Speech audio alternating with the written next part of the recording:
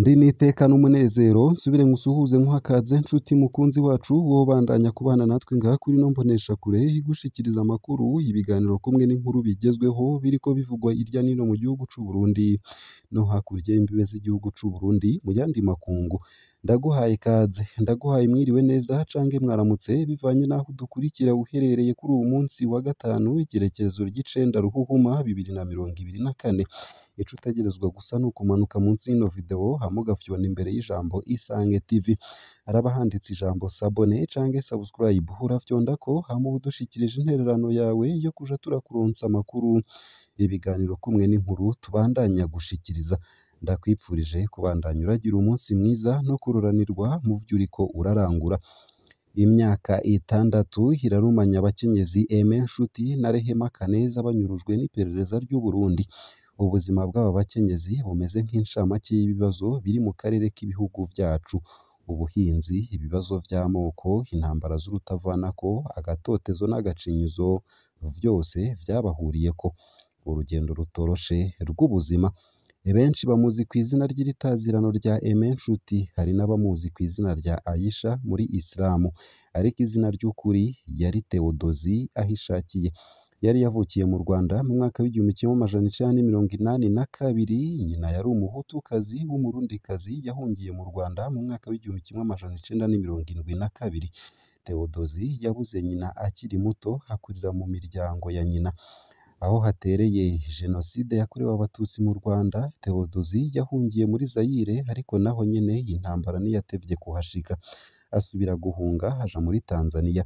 Mw'ikambi y'impunzi muri Tanzania niho yahuriye n'umukunzi, buca bashinga urugo rwabo mu mwaka w'2000. Aho mw'ikambi y'impunzi muri Tanzania akaba ariho Aime Nshuti yamenyeye ko se yari umututsi w'umunyarwanda, kandi ko yahitanywe n'ihonyabwoko mu mwaka w'1994. Bwari ubwa mbere Aime Nshuti amenye ko ari umututsikazi, mu gihe uwo bagira bubakane yari impunzi y'umuhutu. Ivyo ariko ntivyabujije gushinga urugo rwabo. Inyuma baca bimukira mu gihugu ca Benin. Urwo rugo rwavyaye abana 2 b'abahungu. Aime Nshuti naho yari yaramenye ko se yari umunyarwanda kandi ko yari afise base wabo mu Rwanda, ntiyigeze yemera gutora ibimuranga vyo mu Rwanda. Yamye yiyumvamwo ko hari umurundikazi. Mbere mu Burundi yari mu mugambwe CNDD FDD. Rehema Kaneza benshi bazi kw'izina rya Mama Aisha nawe nyene yavukiye mu Rwanda mu mwaka w'1976 ahitwa i Nyanza. We amakuru dufise avuga ko nyina hari umunyarwandakazi, se akaba umurundi. Rehema kubera yakuriye kandi hakiga mu Rwanda, yavuga cane ikinyarwanda ku buryo mu Burundi yarazwi nk'umunyarwandakazi. Mu mwaka w'1994 umuryango wiwe wahunze jenoside yakorewe abatutsi mu Rwanda baza kuba mu Burundi, ari naho Rehema Kaneza yaronse umugabo w'umurundi. Rehema Kaneza yagiye asiga abana 6. Mu kazi kiwe yarajejwe ibigega muri sosiyete Preze ya Aime Nshuti, umukenyezi w'inkerebutsi adasanzwe. Aho agereye muri Benin, Aime Nshuti yize ibijanye n'ubudandaji, abironkamwo urupapuro rw'umutsindo rwa master. Yongera yiga ivyigwa vyo kuryohora umubiri bita esthétique. Mu mwaka w'2011 Aime Nshuti n'umushingantahe wiwe barahungutse baza mu Burundi. Umugabo abandanya akazi mu ma ONG, umukenyezi aja mu rudandaza. Baciye bashinga sosiyete yitwa Preze yari ifise ibisata 3: Salon de coiffure y'abakenyezi yitwa Preze yari mu gisagara hagati, Institut de beauté yitwa Preze yari mu Kigobe, be n'ikirabo Preze gifatanye na Salon de massage cari hagati ya Cercle Nautique n'ikibuga Perezida Nkurunziza yakunda gukinirako umupira hepfo yaho bita kuri La Tempete. Ikirabo Preze cahurumbirwa cane na cane kubera imiziki ya karaoke yahatunganywa kenshi cane, bica bituma Aime Nshuti hagirirwa ishari maze abakeba bategura kumwugaza. Mu bakeba harimwo umujenerali avugwa ko yoba yari mu bafise inyungu muri Cercle Nautique. nuko baremenaniriza Aime Nshuti ko ari umunyarwandakazi akorana n'iperereza ry'u Rwanda kandi ko yoba akorana n'abashaka kugandagura Nkurunziza mu gihe aba aje gukina agapira. Ikirabo Praise caciye cugarwa ubutarariye n'agatwe yagakijije kubera yari azinanye na General Adolphe Nshimirimana. Mu bamubesheye haravuzwemwo ca gihangange c'umujenerali akomeye cane mu butegetsi. Ivyo bintu vyarahombeje cane urugo rwa Aime Nshuti bituma serugo aja gukorera mu mahanga. Mu nyuma Aime Nshuti yagumye agerageza kwivyukiranya. Yahavuye akorera mu masosiyete yandi menshi, amwe akaba umuyobozi wayo, ayandi akaba ayo yashinze wenyene. Ayo twashoboye kumenya ni nka Amazone yagurisha amapikipiki i Goma muri RDC, Dragon Corporation yakora mu vyo gucukura ubutare ari byo kasiterite ndetse n'inzahabu ndetse no kudandaza. Hagi Investment Magazine Ikone yamenyekanisha ibidandazwa.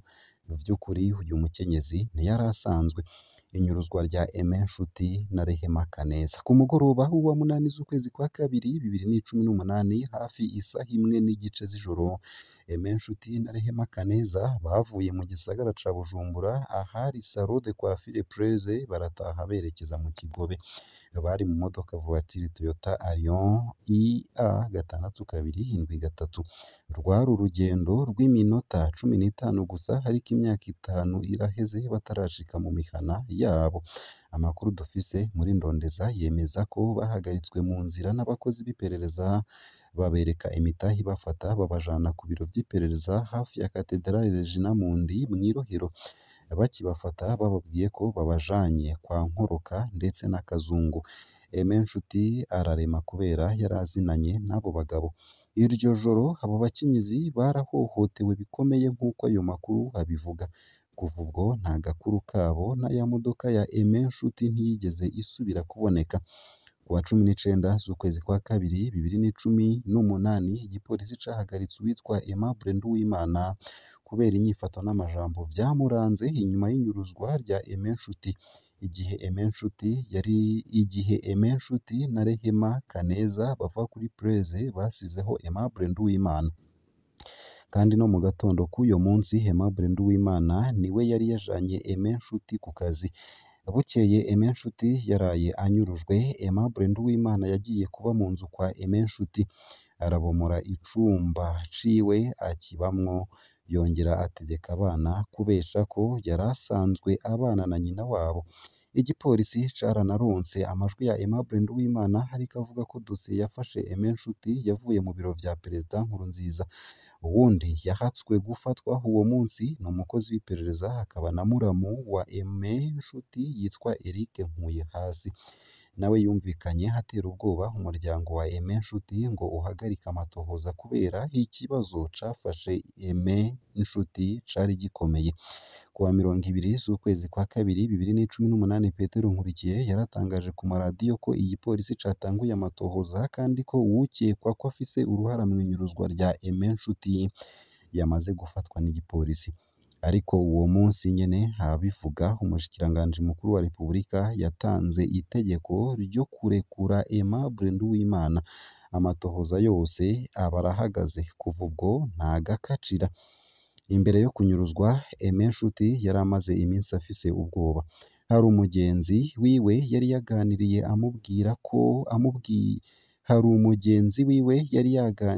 amubwira bimwe vyamushikira ku kirabo yari afise iruhande ya Cercle Nautique. Aca amubwira rya bara yambitswe ko ari umusuma w'urusaku w'u Rwanda.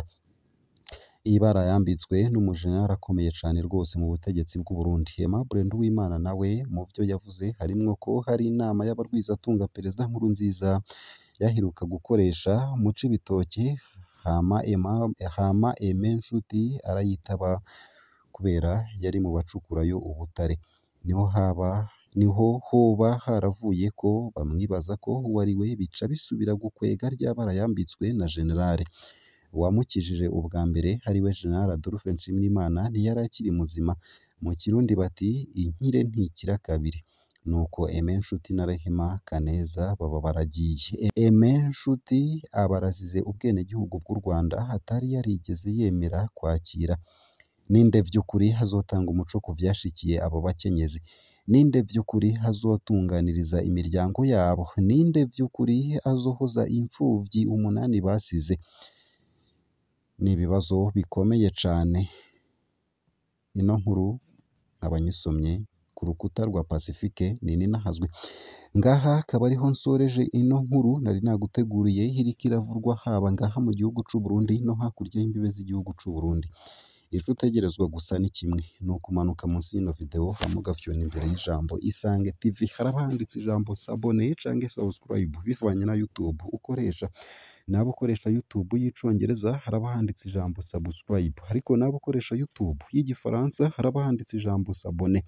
Urafyondako hama uba udushikirije intererano yawe yo kuja turakuronsa amakuru, ibiganiro kumwe n'inkuru tubandanya gushikiriza bibandanya kuvugwa irya nino mu bisata bitandukanye mu gihugu c'u Burundi nk'igisata c'inkino, igisata c'indero, igisata ca politike, igisata c'umutekano, igisata c'amagara y'abantu, igisata c'imigenderanire n'ayandi makungu, igisata c'uburimyi n'ubworozi kumwe n'ibindi bisata bitandukanye irya nino ngaha mu gihugu c'u Burundi no hakurya y'imbibe z'igihugu c'u Burundi mu yandi makungu. Ndakwifurije kugira umunsi mwiza no kubandanya uraruranirwa muri ivyo vyose uriko urarangura.